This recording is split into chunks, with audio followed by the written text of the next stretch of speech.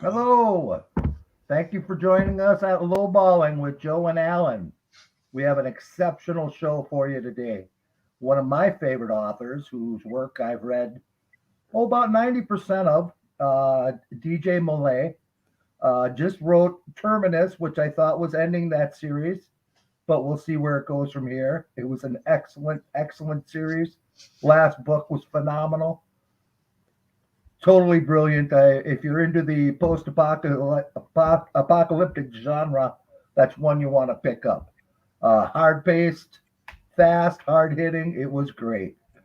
But it's not his best work, in my opinion, which is Okay. really surprising to say because for a lot of people, it would be their best work because it's definitely his flagship, but it's not his best work. He's written something called the Grower Wars series that Yep. if you have anything to know about agriculture, is a brilliant series. It's futuristic. He also did a post-apocalyptic western called Wolves. The only other person I know who did that was me. So I really love that series. And also something a mind bender called Johnny. So the only ones that I haven't gotten into of his would be the Godbreaker series, which looks good. Looks good. I'm thinking of giving it a try here. How are you doing today, DJ? Good? I'm doing very well. Good? Thanks for asking, for having me on the show. Okay. Now, you live down in North Carolina, which is kind of the area that you wrote the remaining series in, isn't it? Yes, yeah. It all takes Yeah. place in North Carolina, kind of the rural aspect of North Carolina, which is what I'm most familiar with. Yeah, because you have a very detailed knowledge of it. So I want to tell you something about my friend Alan here. I love him. I love him like a brother, uh, but he's so very very flawed. So he has a little bit of a confession to make for you, and it's an author thing, and I think you'll get a kick out of it. You are Alan, my make Okay. believe nemesis. Early on, when I first started writing, I had some beta readers, and this lady sent me back an email, and she said, "Well, if you feel like you need to write, well, go ahead. That's good for you. Go ahead and write, but you should write more like DJ Molles." Oh, And I was like, "Well, thank you." So oh, you've been my nemesis since 2014, and I know you felt those eyes on I you. didn't even know. I Yeah, love your work, I man. think I I love felt your it work. mostly asleep. I was half awake because Alan was watching me. Yeah, must have been what it was. That's what it must have was, been, man. must have been. That's what it That's was. about a year ago. I told him. I reminded him. I said, Alan, you got to keep in mind that DJ didn't write that, nor has he read it. But that just So when Joe said we're getting you on the show, I was like, ah, ha, ha, ha. But I really enjoy your work. Grower War, I really love it. It's really smart, and I love the tech in it. It just, I was listening to it the other day, and I was like, man, this has got to be one of my favorites of yours. mine too. I appreciate that. Oh, no problem. Definitely one of the I would say kind of underrated series that I've done. But part of that, I admit, I wrote it when I was much younger as a writer. I hadn't learned a lot of things, so I read it back now, and I'm like, oh man, I like the plot. I like the tech, like you mentioned, and world building and stuff like that. But it was mostly prose stuff.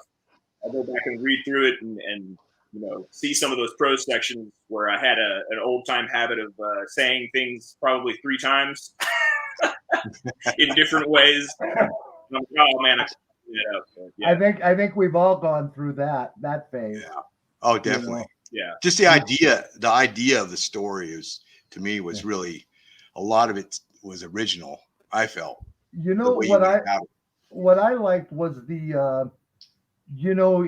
gave his protagonist kind of a superpower Right. but it was so subtle and something that people wouldn't typically think of as being a superpower.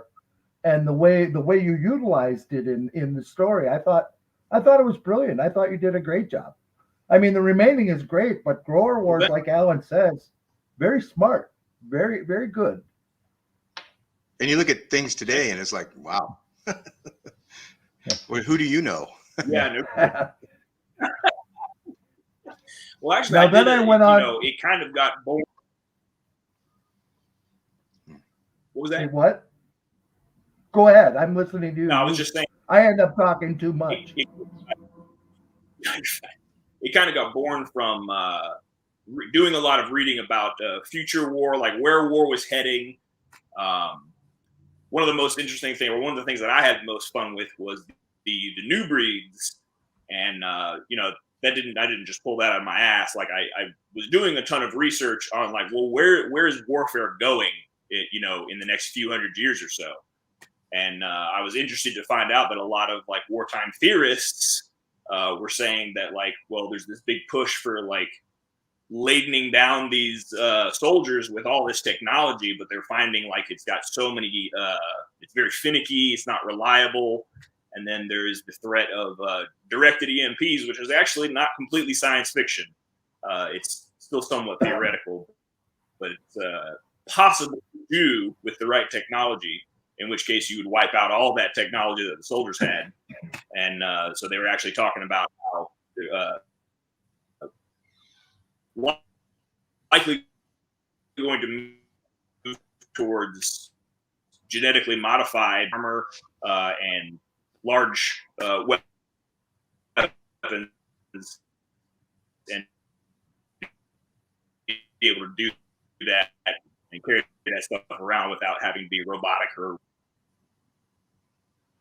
Now, do you live out in the country, pretty rural area? Yes, I live in DJ? Stanley County, North Carolina, which is pretty rural, and I live on about 30 acres myself. Okay, I'm asking so that we have an excuse for the internet, because he's a little spotty, and that's just because he's living like on a survivalist farm. Let's just say that. Now, one story I want to ask you about internet, and it. Yeah, I kind of figured that was the case.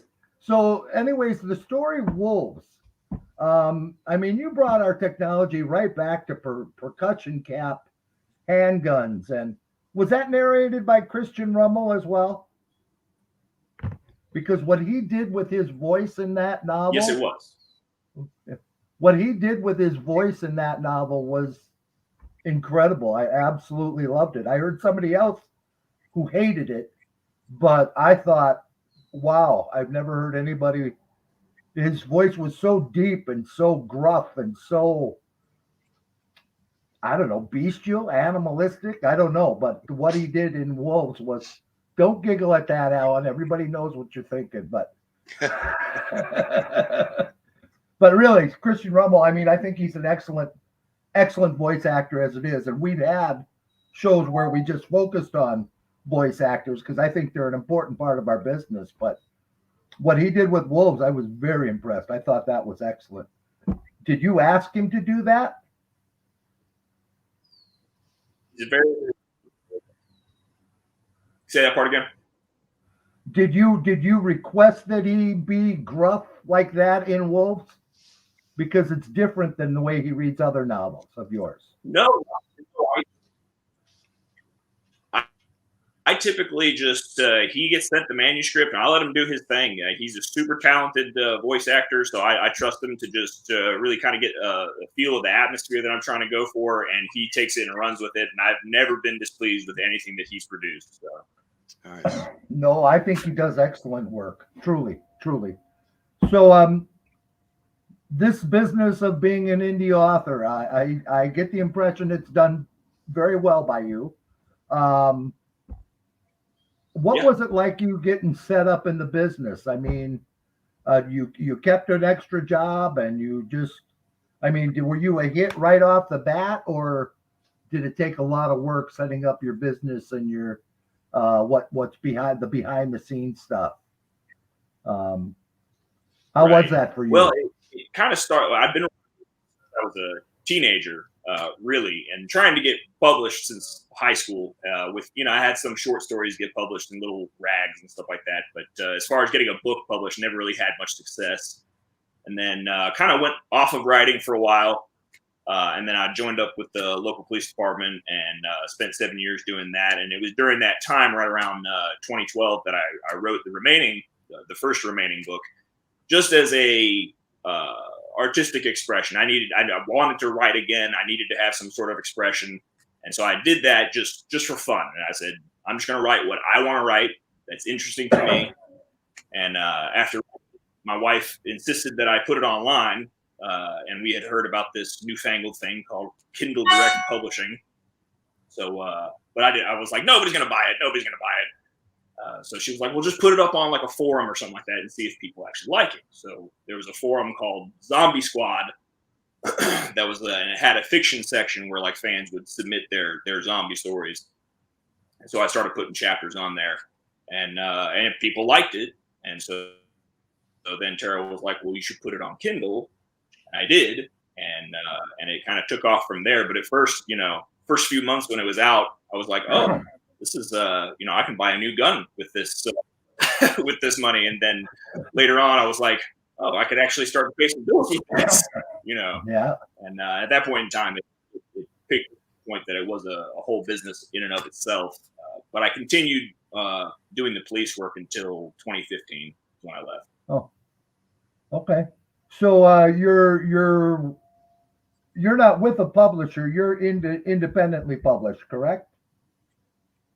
I'm a hybrid right now, so I have a little bit of both. So the remaining series was originally self-published, and then it got picked up by Orbit, and then Wolves was published by Blackstone, and Growers War, Johnny, and everything I've done since then has been indie or self-published.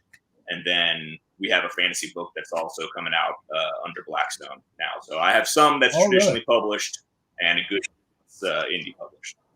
Yeah.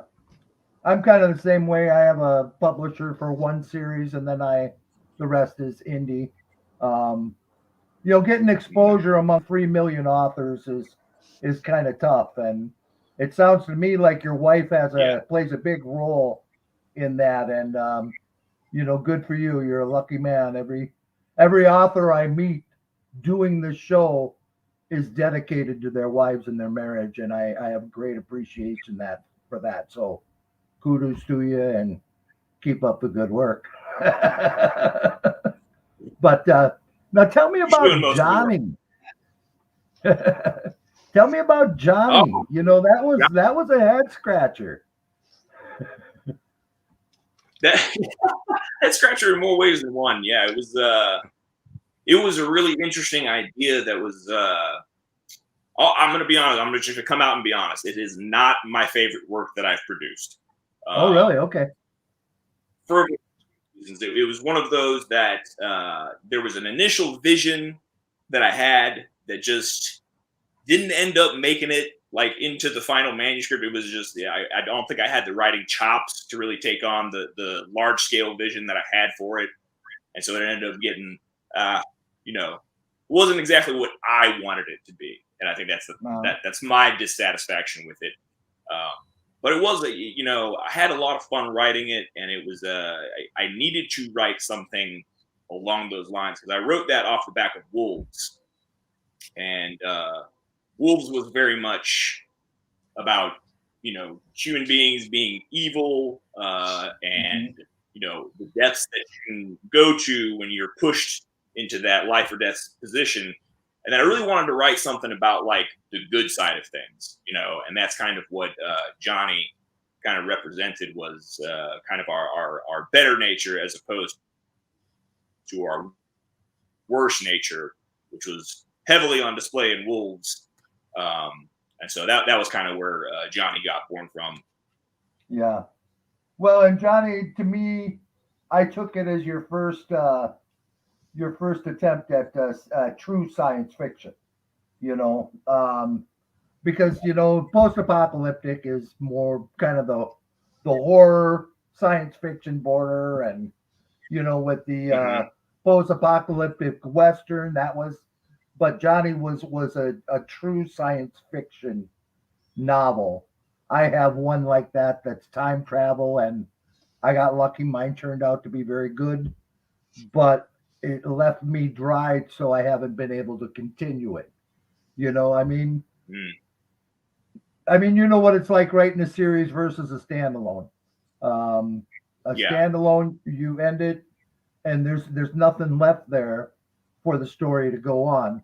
Maybe other people see Yeah. it, but you as an author, there's nothing left inside of you to add to that story to make it any more than it already is. Series, Mhm. and I think it's critical, and I can tell by the way you wrote the remaining, a series, it is critical that each one is a progressive step up in intensity. Each step is constantly bringing it up.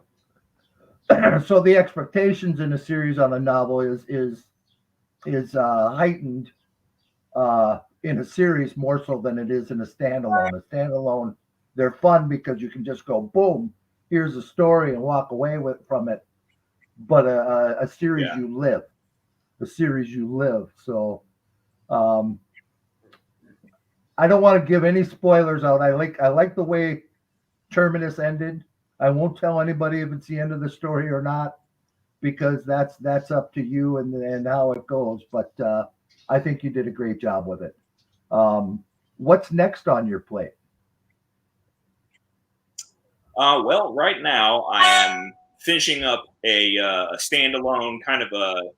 I just wanted to do like a fun project for me, kind of like how I was talking about with the remaining the last several years. I've just been churning out these series, and kind of like you just said, once you get into a series, that becomes your life, for a while.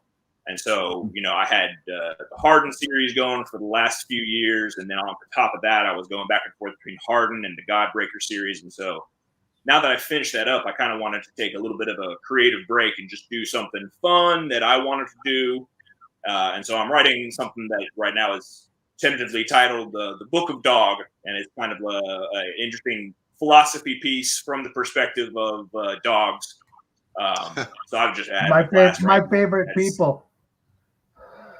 Yeah, exactly. Mine too. Well, except for my wife. My wife is over here with. Make sure I don't say anything too stupid. So I'm finishing up that, and then I'm also working on. And to answer your question, I mean, I can go ahead and have out with it. I don't think it's going to be too much of a spoiler, but the Harden will be coming back, or the universe will be coming back, and I'm actually working on that manuscript right now. And then once we're done with that. Probably towards the latter half of this year, I'll probably get working on the second, the sequel to the fantasy that I just sold to Blackstone. That's what's on my itinerary. Cool. That sounds awesome. Awesome. I've kind of left the whole post-apocalyptic thing and the zombie thing, and I'm leaving all that behind, and I am just going to strictly write fantasy. Now I haven't had the success you've had. So I'm to the point where, I'm writing for me. I've always been a fantasy buff, sword and not the sword and sorcery, but more the Tolkien kind of, the elves, the gnomes, the fairies, downright fairy tales actually. So that's what I'm going to focus my energy on, and if people buy it, great. If not, I don't care, because I'm writing for me now, and that's all there is to it. I'm too old to worry about it. I'm not. I've worked my whole life, so I don't have to rely on it for income. So it's all about me. You can ask my wife; she's told me that several times. It's all about you, Joe, isn't it? Alan, you look like you had something you wanted to say. Oh yeah, I wanted to ask you, DJ, are you an avid reader, or were you an avid reader? Yeah, always have been an avid reader. Now, I say that with a bit of a caveat. I am also a shockingly slow reader. So, I mean, I'll publish a book and people will have it reviewed in 24 hours. And I'm like, I don't even know how that's possible. It usually takes me at least to read a book. So, but I am always reading nowadays. I probably do a lot of listening to audiobooks, just because I can do that and do the proper things that I need to do at the same time. But I still do read on my Kindle when I get a chance. As your reading slowed down at all since you started writing? Yes. Now it kind of comes in like spurts. There are times when like I can tell that, I don't know if you guys have experienced this, but for me, it is very important that I be intaking fiction in order for me to be putting it out. And so there are times when I kind of feel like I'm a little bit dry, and I recognize the feeling as being like, oh yeah, I haven't read anything in a while. And then I'll kill 6 books or so in a row. And then I'll end up going through another spell where I just want to write a bunch and I don't really do that much reading. So it kind of is on and off. Yeah, I see that with a lot of writers that we interview and stuff. They're like their reading is gone down from when they've started or before they were really into writing. And I find that with myself. It's my reading, is really gone down. It's more audiobooks now. It's more time, I guess, with audiobooks. You can roll it on, try, drive down the road, whatever. Yeah, I love audiobooks, and I love listening to the different voice actors. And like I say, we had a show that we just had a couple of voice actors on. They're both people that have worked for me in the past. And, they're just like writers. They go into it just, as a part-time job and set up a closet with a bunch of foam so they can record. And, they're just trying to do the very best job they can on a shoestring budget. And, that's kind of the American way, Yeah. I have a great respect for it and a great appreciation for it. When I first got into this business, I heard a lot of authors say, I don't read other people's work because, they were afraid of plagiarism or they didn't want their style polluted or any of this crap. And I would go to my group of friends. Alan and I are in this group called Phalanx Press, and W.J. Lundy and J. L. Bourne and a bunch of famous or old name authors are in it. And we'd say to each other, that's bullshit. You don't, as an author, you don't, I'm not supposed to swear. Sorry. I did not say shit. Okay. But you have to read. I wasn't sure. And now I know. I was told we'd get a lot more viewers if I don't swear. So I've been real good about that until then. Okay. But anyways, that reminds me, everybody has zombies, the stumblers and the stinky zombies, but you and John O'Brien, who we've had on the show, John O'Brien, the author, and then you've heard of W.J. Lundy. I don't personally know. Yeah. Okay. So you guys have all gone with the primal thing, yet each one has done it differently to the point where they're not the same creature from one author to the next. Do you get people accusing you or asking you if somebody stole that from you, or because y'all came out about the same time? I don't think any of you had read each other's work before you came up with that same primal type creature. Has anybody asked you about that or tried to call you out on it or anything like that? No, just me. I'll be honest. I have not.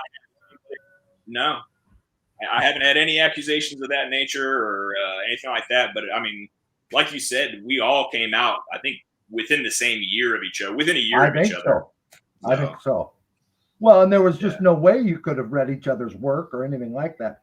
I, for one, don't really believe in plagiarism unless you're actually photocopying something. Because if you're inspired by somebody else's work, as soon as you start to write something like it, 2-3 sentences in, it becomes your own, and your mind's taking it in its own direction. So using someone as inspiration is by no means plagiarism. And I always thought it was neat because, you know, I wrote in a short story in John O'Brien's Untold Stories, and Lundy chose Alan and I as the first two members of Phalanx Press, so we know Lundy pretty well. And you and I started reading all you guys about the same time, and it just kind of struck me that you guys got the same kind of monster, and I was just into each series intensely, more so than the other zombies, you know. Um, and just an observation, you know. I mean, people worry about this, that, the other thing, and I want to educate people that when you're writing a story, you're writing your story, and you really can't write someone else's story. You know, do you agree with that, or yeah? Yeah, I would agree with that 100%. I mean, like you said, unless you're photocopying it, it's not really plagiarism. And honestly, like, there's not a story that has not been told already. So every story that you write is always going to be your take on a story that's already been told, probably thousands of times. So I remember when I was a young writer, I would have those same concerns that it had to be ultra unique and ultra original. But really, I mean, the originality and the uniqueness comes from your perspective, your unique worldview as the writer, and that comes out inherent. I mean, you can't avoid it. It's going to end up coming out in your work and making it unique. Yep, I agree. I couldn't agree more. It's just I love writing. I mean, I think it's what we all do, and I don't think we can stop doing it whether we're publishing or not. I think writers are going to write regardless whether it's getting seen or what have you. So, and I'm really pleased to hear that you started as a young man and were writing before you had a way of getting it out there to the world. Hell, Joe, he still is a young man compared to you. Yeah, I know. I was going to say I was never young, but I started writing about 30 years ago, and I wrote for 20 years, never believing that anybody would ever read it or see it. And then all of a sudden, Amazon came up, and it was like, oh well, let's try this. You know? And that has just been a progression. I mean, Amazon starts out with a little Kindle book that you're not thinking much of, and then by the time you get around to Audibles, you're like going, these Audible books are just so cool. I love listening to Audible books. You can get so many things done, and now you pretty much use Christian Rummel on everything, don't you? He's been a mainstay narrator of mine. I've used a few different ones, but he's done the vast majority. He did all the remaining series, Wolves and the Hardened series, and he did Breaking Gods, didn't he? The Godbreaker trilogy? Yeah, he did the Godbreaker trilogy as well. He didn't do the Grower Wars, though. You know, I think he did. He did do the Growers War. In fact, the only things that I think he has not done is Johnny and the Santas, if I remember correctly. Okay. So was he a personal friend of yours, or you just met him through the interview process through Audible, or how did you find Christian Rummel? Yeah, he was suggested by Audible when I first sold the remaining to them, and I looked at some samples of his work, and obviously he's got a fantastic voice. So I was like, "Oh yeah, this guy's great," and so that's how we kind of got introduced. You know, we don't know each other very personally. We'll swap some emails every once in a while if he's got questions about a manuscript or something like that, and he'll let me know if he liked the manuscript or whatever. But that's pretty much it. It's mostly a professional relationship. Cool. Because there's a few Audible voice actors out there that are, you know, I will buy books just because they did it. You know, R.C. Bray is one, of course. Timothy Gerard Reynolds. I mean, I would let that guy read me to sleep every night. I love his voice, you know. How about you, Alan? You have any authors or voice actors you're? Just Andy. I like Andy. I like the way Sean Salzman actually brought some of my characters to life in that first Operation Zulu book. Yeah. You know, but yeah, I like Bray, the guy that did the Grower Wars. I really dug that. It really drew me in. at the beginning of it. I was like, okay, I gotta listen to this. Yeah, I'm trying to think. There's a guy that narrated Fields of Fire by James Webb, which is one of my favorite books, and I can't remember the guy's name, but I thought he did an excellent job. I'm bad at names now. You get old and I barely remember. I'm terrible with names. I tell you, when it comes to the memory, it goes pretty quick because it's not so much that you forget things; it's just nothing's that important.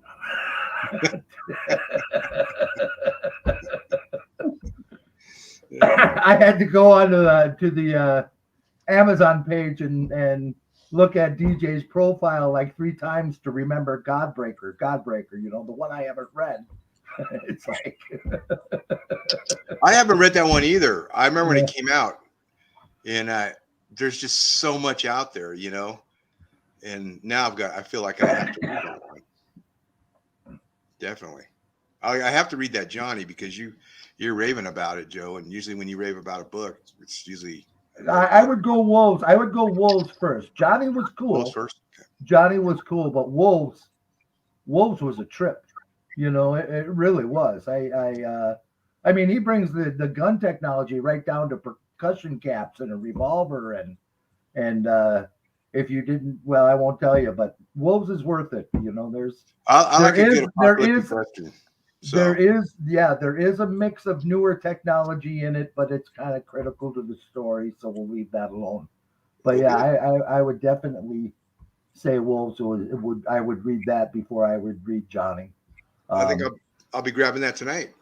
It'll be my new listen. And Christian's Joe sold you $1.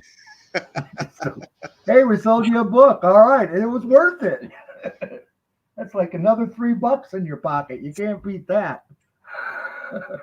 Reminds me of that old, was it Monty Python? I'll buy that for $1. No, who did that?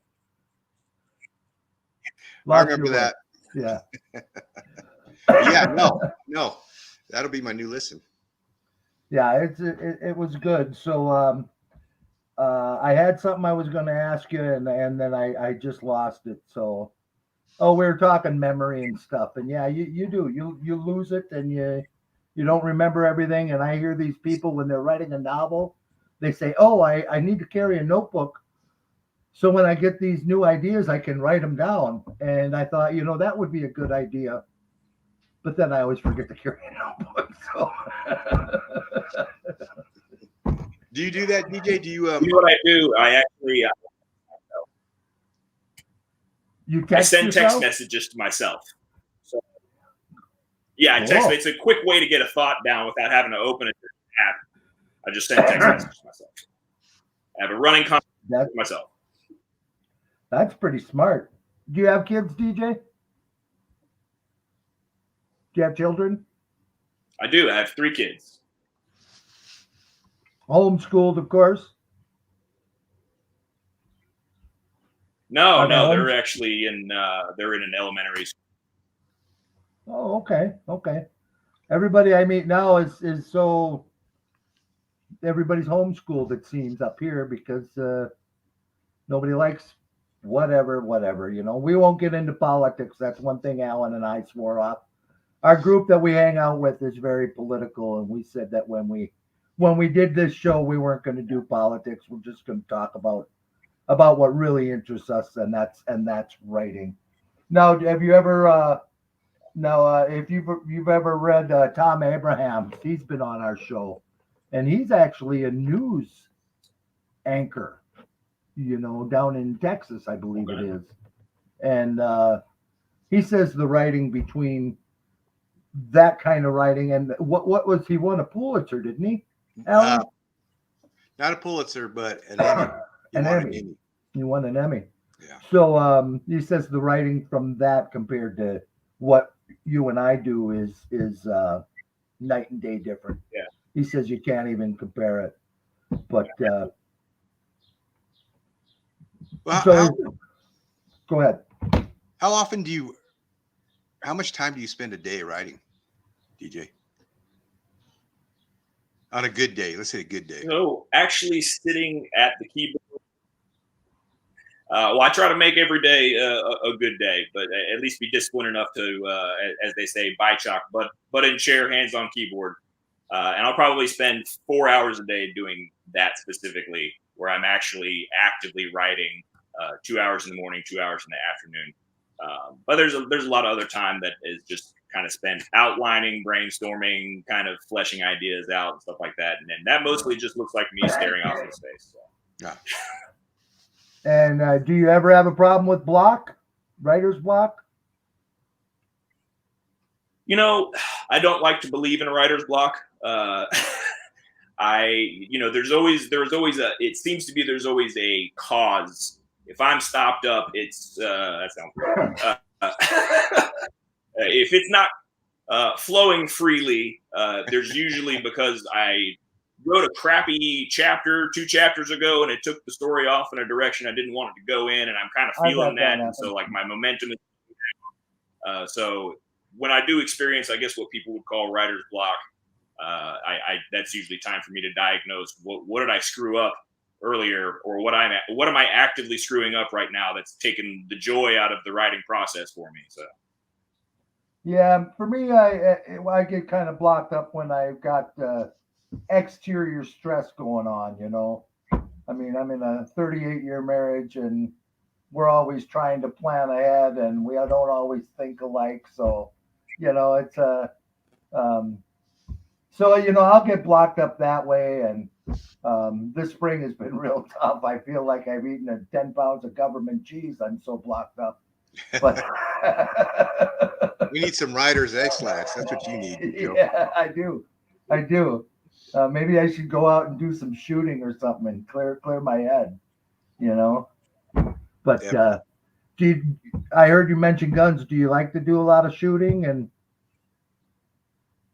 yeah, I like to stay boned up on my skills as much as possible. I've got a group of gentlemen that I train with on a monthly basis. Oh, cool. Just try to stay sharp. Cool. That's awesome. See, I'm going to reveal something here that I've heard you reveal.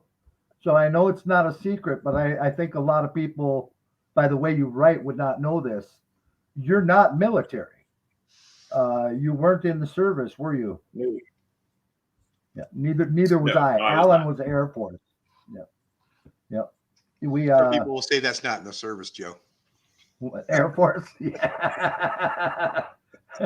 He had a government vacation for 3 years. Yeah, there you go. I thought you were prior military too. When I first started reading the remaining, I definitely thought you were like like Lundy or J.L. Bourne, one of those guys that took their time in service, their experiences, and wrote it in a story. So kudos to you, man. That's some good writing there. To be able to do that without I had knowing a lot of veterans. Not only was my older brother is a veteran, so I kind of grew up, and there's a bit of an age gap. So when I was a teenager, he was actively in the Army, and then when I was on the police force, almost all of my partners were former military, Marines, and Army primarily, and so I had just picked up a bunch of knowledge and slang and all that kind of stuff from then, so I was able to kind of input that in there and make it actually sound like I knew what I was talking about. Oh, and being in law enforcement also, that helps too, because that's the camaraderie, brotherhood, same, just like the military. So that helps a lot, I'm sure too. Yeah, and the character you chose, how you chose. Yeah, I mean,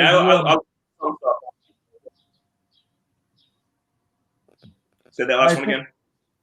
I was going to say that how you chose to write Lee Harden, I think helped with you not being military, because he is like above and beyond typical military, and it didn't have to delve into the whole infantry level of terminology. It was more of an elitist and Right. Gave you a freer hand. And this is what I was going to say that I forgot earlier.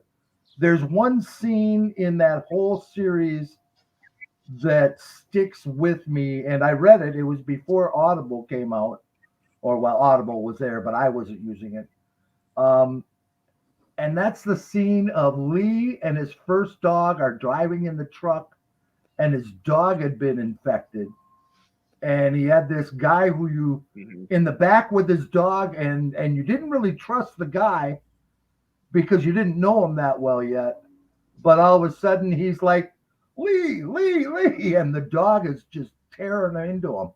And I have such a visual picture of that scene that I knew I was going to be a djmolles fan for quite a while after reading that. Tango. Well, that was the dog's name, wasn't it? Tango. Was it Tango? R.I.P. Tango. Yeah, Tango.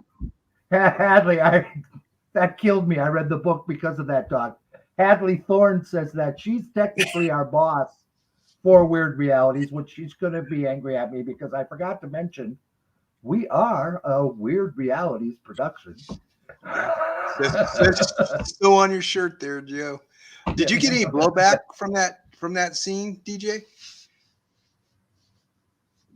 So the blowback was mostly good natured. I think most people recognize that I did it for certain artistic reasons, and really, I really needed to remove Lee from any semblance of like comfort of connection to his old life, and Tango kind of represented that connection to that past life. And so most people, I've gotten, if there's one scene that is always mentioned, I can't believe you did this. It's that scene right there. But most of the people will then go on to say, and then I had to read book number 2. So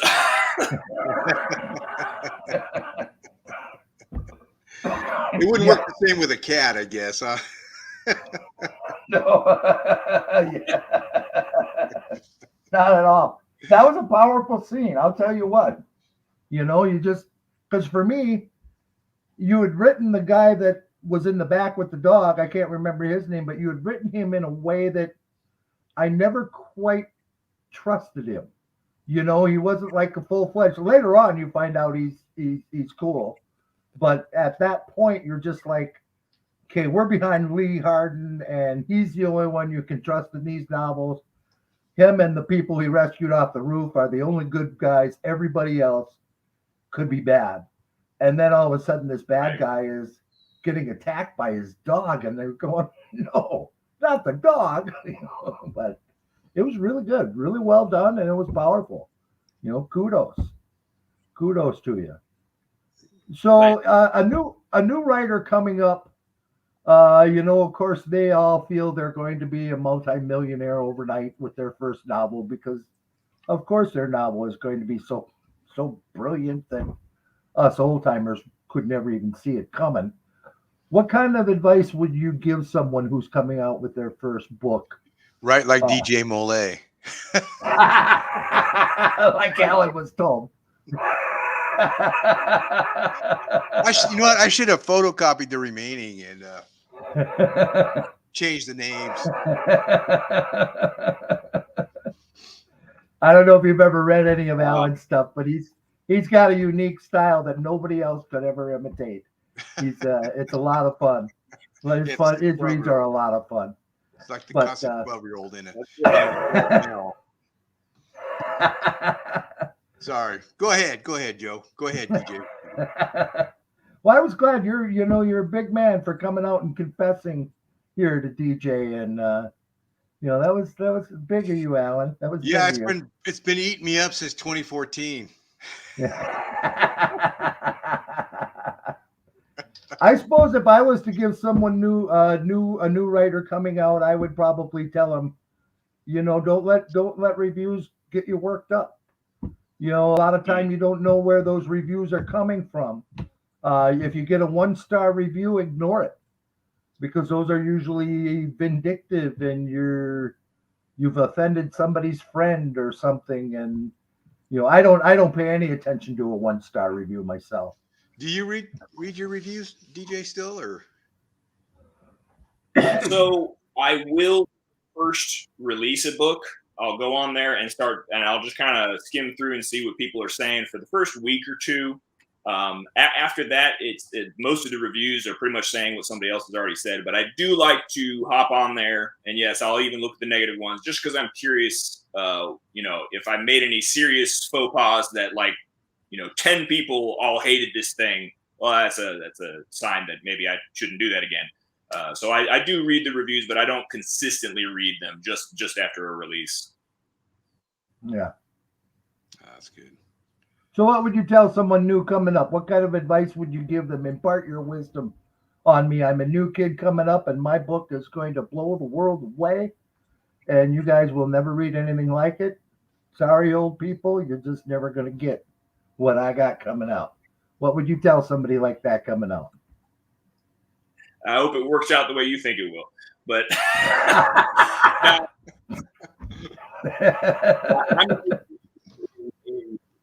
you have to. I like what Brandon Sanderson has his opinion of it, and it's shared by many other authors that I respect. And that's that you really need to write 1 million words before it starts getting good.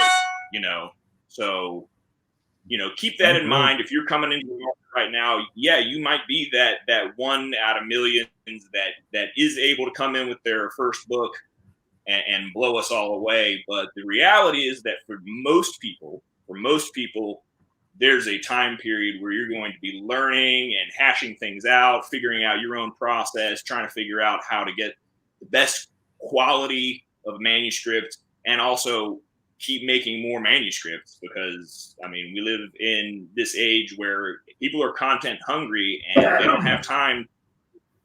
The Count of Monte Cristo, you can't take 2 years to write a book anymore. No, so you need can't. to be fast, you need to be good, and stick with it. Get your 1 million words in. Focus on that first, and see where you're at. Writing has changed so much in just my lifetime. Like, one of my favorite authors was Gene Hall, who wrote the Planet of the Cave Bear series. I don't know if you got into that series at all, but she came out with a book like every 6-7 years, and she would take a whole chapter just to describe how the flowers looked. And she did it in a way that was entertaining, but that would never fly today. Back in the day, Yeah. William Shakespeare, what he did for writing was he created the acts and scenes in plays. So he developed the 5-act system, where you come out with your introduction, then you explain the situation in the second scene. Third scene, you create a minor climax and stomp your protagonist into the dust. Fourth scene, you put your protagonist back in the tree. Fifth scene, you cut the tree down, for the final climax.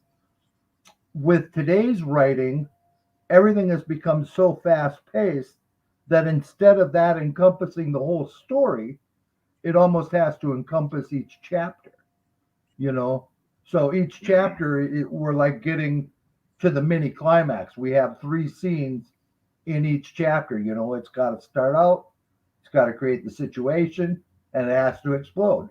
And you have to be that fast paced in this day and age, or people aren't going to follow it. It's just, we're in this video game mentality. I think that am I wrong on that, or somebody else do some talking besides me, for heaven's sake? I think you're right. I think the information density in a book has changed. That's how I'll kind of put it. That's kind of how I see it. It used to be even 20 years ago, books that were written in the 70s and 80s, you could read those books and you would have a scene that would build a character, or a scene that would describe some actions, or a scene that would set the atmosphere. Now, every single paragraph needs to be doing everything. Because you're trying to impart a massive amount of information in the minimum amount of time, and you have to do it in a way that people can keep up with. But at the same time, if you're not keeping them intellectually challenged by presenting them with plenty of new things to learn, they're going to get bored, because that's what people are accustomed to nowadays, is in that mind constantly more new information. So Yep. And we've talked about writing a lot with a lot of different authors, like our group with that was Darren Waremouth and Lundy, and that Lundy told me once that he goes through his novels and makes sure that every sentence is as intense as it possibly can be. And I scoffed when he first told that to me, but that was years ago, and now I find myself doing the same thing. And I think over time, for you new writers coming up, that you'll find that over time your review of your own work, when you're going through your revision, you do it in a completely different way than when you first start out, and you're actually looking to build tension and angst. But so anyways, yeah. You have very fast-paced books. I love them. They take you from point A to point B, and they get your blood boiling in a way that most authors can't. So, I believe that there's a natural talent there, but I also believe that it's worked at. Now, you didn't just come out writing books thinking, you taught yourself to do this. Am I wrong? No, you're not wrong at all. And I think that's one of the biggest things that I've learned is that it is, yeah, there is talent involved, being that, some people have kind of an instinct to grasp how to communicate them, or how to communicate your thoughts, right?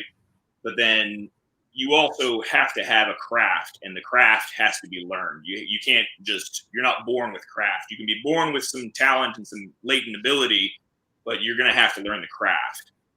Just like anybody. I mean, you could be great with colors, but you're still going to have to learn painting technique to be able to transmit what you're thinking in your head onto that canvas. And it's the same thing with even very talented authors. You still have to put the time in to learn the technique, to learn the craft, so that what you're thinking in your head actually gets transmitted to the page accurately. Have to hone your skills. Yeah. That I've used that term more lately than I think I ever have in my life, because that's what writing is to me now. Is it's I'm on a years long process of sharpening my skills to the point where I think it's as good as I can possibly make it. I mean, I have a couple books out there that I think I've done that with, but even now I think I could have done better, because every book you write, you get better. And your million word theory, and I did hear Brandon Sanderson say that too, that the million word theory, I think, is very close to the truth.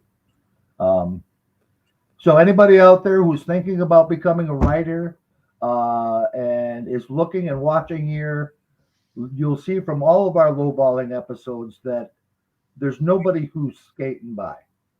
All of these authors dedicate a large portion of their life to doing this. And you may think, why? Because it's just entertainment. Well, we're writers. That's what we do. But it isn't by accident. These guys are not getting good and getting recognized and getting popular by accident. They focus their energies. They focus a part of their life, whether they're doing it alone, having like your wife helping you. That's tremendous. So your whole household is supporting your work.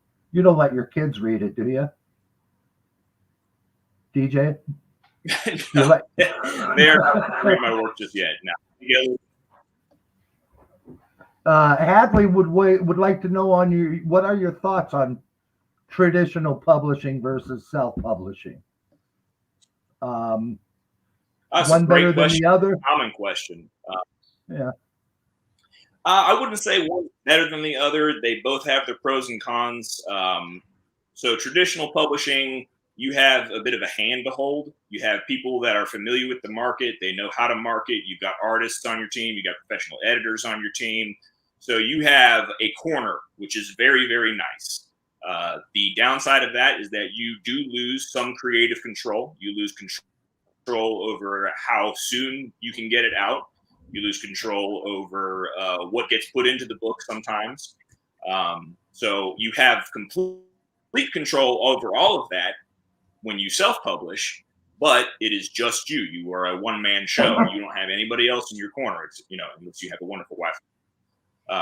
But that can also be very intimidating when you're trying to break into a market just all by yourself. So having a traditional publisher is a great way to make headway, get your foot in the door, and have somebody on your side. But there are downsides to it, obviously. Yeah, indie author, there's an expense, especially when you get into hiring voice actors. There's an expense to it too, and in this day of $5 gasoline, and every penny counts, and so that's, if you're going into it, remember that if you're just going to publish books and no Audible, you're talking about, I've seen people do it for as little as $1,000 to $1,500. Not saying that their covers were great or that they did, came out looking edited properly or what have you. Typically, I spend on just a book, the print portion, I spend about $2,500 to $3,000 by the time I get done with 2 editors and a cover artist. But if you're going with an Audible actor and you don't want him or her to have any rights to your novel, you're talking $2,000 to $4,000. So be prepared. Mm-hmm. These things are gonna cost money. Are you going to? Somebody's asking. Adam David is asking if you plan on writing any fictional story about being a policeman. Well, I do have the Santas, which is actually it is a Christmas story, and the main character is a former police officer and deals with police officers, and is based in Charlotte, which is where I worked. But as far as like one that really focuses on police work itself, not really. I've tossed around in the back of my mind kind of an idea of, semi-autobiographical, just some of the interesting things that I've experienced, and less of the situational stuff and more of the relationships, the relational aspect of not only the guys that you work with, but the people that you make relationships out with on the street. You can call them relationships, and how that can be a bit of a mind screw. And so I think it would make for an interesting story, but at the same time, I'm also like, how much of that do I really want to talk about? So I haven't quite got to the point where I would really want to take that on just yet. But maybe when there's a little bit more distance between me and that, I'll be more comfortable with it. I suppose I could write an exciting story about being a labor estimator for a construction company. How do you think that would go? All right, we'll leave that one in the dust. I get what you mean by the distance of DJ, because I work corrections for almost 24 years, and there's a lot of stories, a lot of stuff, and it's just my wife asked me the other day. She said, "Do you ever feel like writing a book about it?" And I'm like, "Not yet." It's just and I've been retired almost 8 years off it. But you and Tina had a horrific time there at the end. Tina, his wife, was also in corrections, and do you mind telling him what happened there, Alan? Oh, well, it's about DJ, but okay. Yeah, she got attacked by a couple of Southern Mexicans, and she was able to get out without. She blew her knee out, so she had to have a knee replacement. She was, I think, 35 when that happened. Oh, so she ended up having to medically retire off that. So it was just.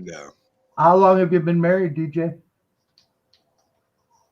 We're going on 17 years, actually, next week. Cool. Good for you. Good for you. Yeah. I've talked to your wife. I offered for her to come on the show with you, but she decided to bow out. She seems to be really cool. So. Hey, there she is. Nice to meet you. So are you living on a farm there in North Carolina, or you're out in the woods, or?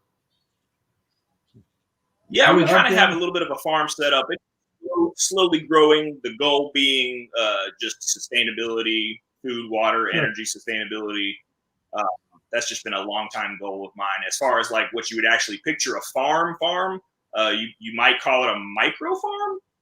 Yeah. You know, we have pigs, chickens, and you know, we grow plenty of vegetables. My wife grows plenty of vegetables, and then I grow grains, but small plots, like not even an Sure. acre. Yeah. Well, you don't want to work too hard at it. No, absolutely not. All right. Well, our time is up. I can't thank you enough for coming on the show. Yeah, thank you, DJ. I hope you enjoyed it. You know, and we'll try and get this out to as many people as we possibly can. Thank you. I appreciate it. You're a great guy to talk to. I had a lot of fun. Thank you, DJ. Have fun as well, you guys. And I'm watching you.